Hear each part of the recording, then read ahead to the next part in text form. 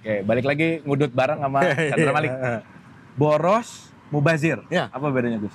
Lu beli mobil 10 boleh lah, ngapain nggak boleh?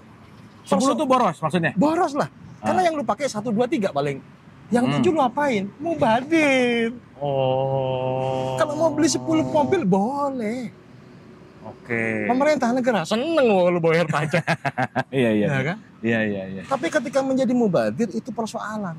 Beda kalau lu beli mobil 10 boros oke, supaya nggak mubazir. Yang 7 gua sumbangin ke orang. Yang 7 gua pakai buat ini, buat ambulan lah, buat rukun warga lah, buat apalah, buat apalah. Oke. Ini ya yang jatuhnya nggak mubazir. Iya, iya, iya, iya.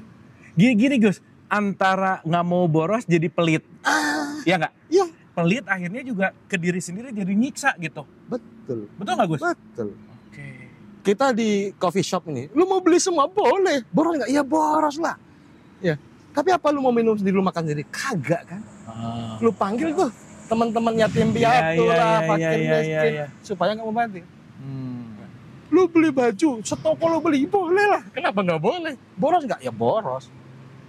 Supaya nggak mubazir, lu sumbangin lagi, lu kasih temen, lu apa-apa. Menjadi tidak mubazir. Itu. Kedermaan tuh justru dari situ. Orang derma, kalau orang udah suka derma itu boros nggak? Boros lah. Iya, iya. Habis duit berapa dia? Iya, iya. Tapi iya. tidak lagi mubazir. Karena di dalamnya ada kemaslahatan, ada manfaat, ada berkah. Si boros tuh udah jadi stigma jelek ya? Iyalah. Lupa ya? Iya. Nah Gus, kan ini nerangin kayak gini dengan cara gini tuh kan asik ya? Ya makanya lu undang gua. Lu bikinin program gua dah biar gua gak ketemu lu mulu. Ini lagi latihan, tenang ya, tenang. Ntar Gus, ini menarik gitu ya, bahwa sekarang gini Gus, ketika kita berbicara dalam konteks agama misalkan, Ya. kan pasti pakai fear nih Gus, takut. Jadi ada dosa misalkan. Oke. Dan itu kan mau nggak mau nempel di bawah sadar kita. Jadi kadang-kadang ngelakuin apapun dengan ketakutan. Ya. Nah sekarang kan ketakutan itu udah jadi males gitu Gus. Oke. Gimana sih menghadapi si ketakutan yang didogmakan, yang akhirnya juga kita jadi, aku sesuai persangkaan hambaku kata Tuhan gitu ya. Jadi kalau misalnya Tuhan penghukum ya udah gitu. Ya. Gimana sih ngubah stigma itu Gus? Dosa itu penting diomongkan. Ya, penting menjadi batas. Tapi jangan kebanyakan. Dosa ini seperti pedal rem. Kalau nggak ada pelajaran tentang dosa, tentang neraka, itu gaspol itu. Ya. Tapi jangan kebanyakan rem. Lu gimana mau maju mobil lu kalau lu ngejeknya rem mulu? Oke. Ya. Oke. Atau gas lagi. Panas. Bisa jebol tuh mesin. Ya. Permainannya perlu kombinasi yang cantik. Kapan gas, kapan rem. Tapi jangan rem melulu. Jangan dikit-dikit rem. Nyundul-nyundul yang belakang. Iya. Bahwa iya penting itu. Ya. Kenapa? Karena kalau tanpa rem bakal tabrakan, bakal kecelakaan, itu celaka. Itu cilaka itu lah. Cilaka yang paling gede itu apa? Ya masuk neraka. Nah neraka juga ya jadi Tetap gitu. aja kan ada kemungkinan itu. Nggak Iya. mungkin kita itu berlalu lintas tanpa membicarakan kemungkinan meninggal dunia di lalu lintas. Iya. Tapi kemungkinan itu jangan menjadikan porsinya terlalu besar sehingga orang tidak lagi berkendara, tidak lagi keluar rumah. Diberi kesadaran bahwa ada kemungkinan terburuknya adalah kecelakaan yang menjadikan seseorang meninggal dunia. Tapi jangan sampai ketakutan itu menjadi berlebihan, orang tidak kemana-mana. Oke. Maka diberi pendekatan-pendekatan, pelatihan-pelatihan tertentu untuk menghindari itu. Untuk main itu dengan cantik. Ya. Tapi perlu juga tahu caranya ngerem. Ya. Itu rem gas gitu ya. Iya. Menarik sih, jangan terlalu banyak gitu ya. Apalagi lu gas kenceng, rem tangan lu belum turunin. Jebol. Iya. Jebol, belum apa-apa udah neraka. Wah, itu kan rem tangan ditarik gitu. Oh benar Gus. Jebol. Benar. Ya. Itu ngalamin banget gitu, ditakut-takutin gitu Gus. Jadi stigmanya tuh ngerjainnya karena takut gitu. Iya. Kan kalau takut sih kreativitas nggak keluar Gus. Iyalah. Benar nggak? Iya. Jadi dibatasi.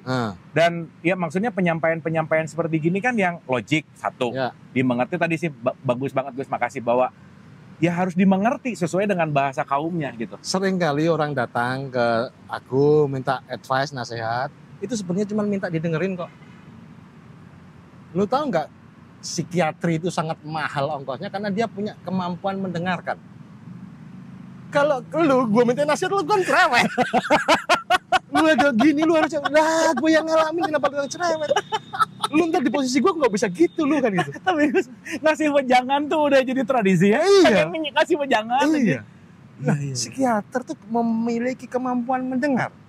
Sampai pada akhirnya si pasien, si klien menemukan jawabannya sendiri. Itu yang dibutuhkan.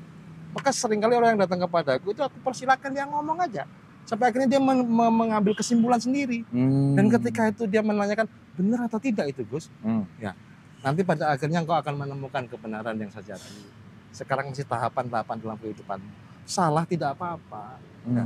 Kalau tidak bisa belajar dari kesalahan, bagaimana bisa kita belajar dari kebenaran? Wah, ini emang nggak salah ngundang. Dan kalau nggak bisa belajar dari kesalahan, bagaimana kita bisa belajar dari kebenaran? Astaga, bener Gus. Bener. Pengalaman kita tuh setumpuk isinya kesalahan semua. Kita belajar dari pengalaman maksudnya apa? Belajar dari kesalahan. Oke.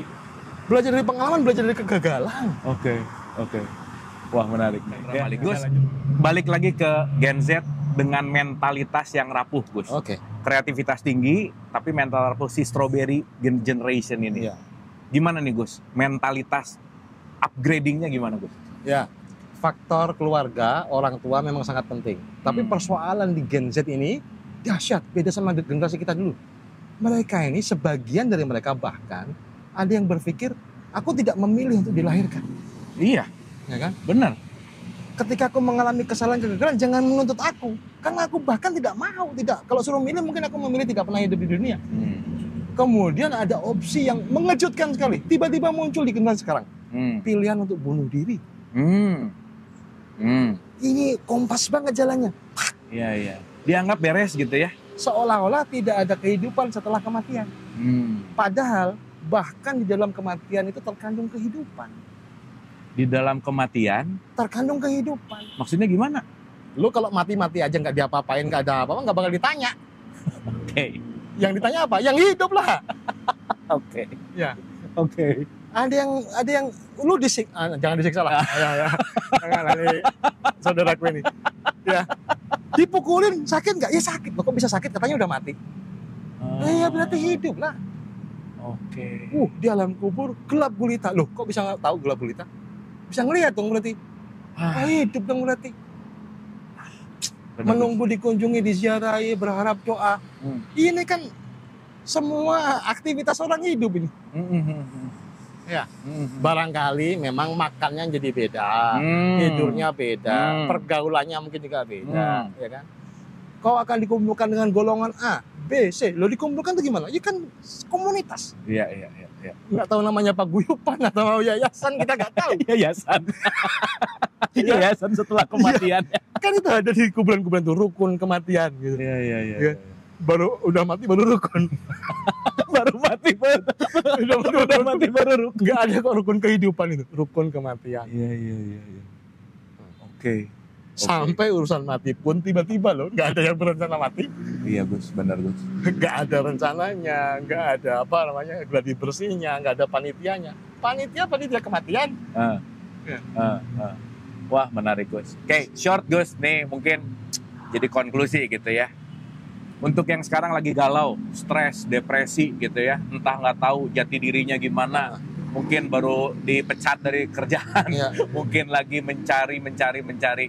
Langkah awal apa sih Gus untuk benar-benar memperbaiki untuk menjadi fresh gitu? Oke.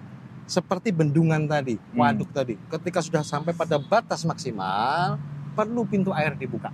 Oke. Atau dalam batas-batas tertentu, kuota tertentu ya memang ada saluran-saluran air untuk buang. Maka bagaimanapun kondisimu, ekspresikan. Kamu suka ngomong lah, walaupun ngomong ke kaca, ke cermin, ngomong ke diri sendiri, ngomong. Pengen teriak, mungkin kalau teriak langsung menggegerkan, ambil bantal, teriak sekencang-kencangnya. Kamu suka menulis, tulis puisi, tulis cerita, tulis apapun. Kamu merasa punya teman, ngomong ke temanmu. Karena yang kita butuhkan pada saat-saat tertentu itu adalah mengeluarkan, anggaplah energi negatif. Oke. Dan kita berharap ada netralisir dari alam semesta, dari jagat raya ini yang kita masukkan ke dalam diri, sehingga kemudian sisi positif itu akan muncul. Ekspresikan ya Gus. Ekspresikan. yang positif ya. Nah sekarang kan kalau mengekspresikan kan berarti itu akan mengeluarkan sesuatu gitu. Ya. Nah pengekspresian ini dampaknya kan gini, udah nih ekspresikan nih. Dapat apa sih habis mengekspresikan, Gus? Plong. Plong itu apa? Kosong. Kita ini butuh sesuatu yang kosong.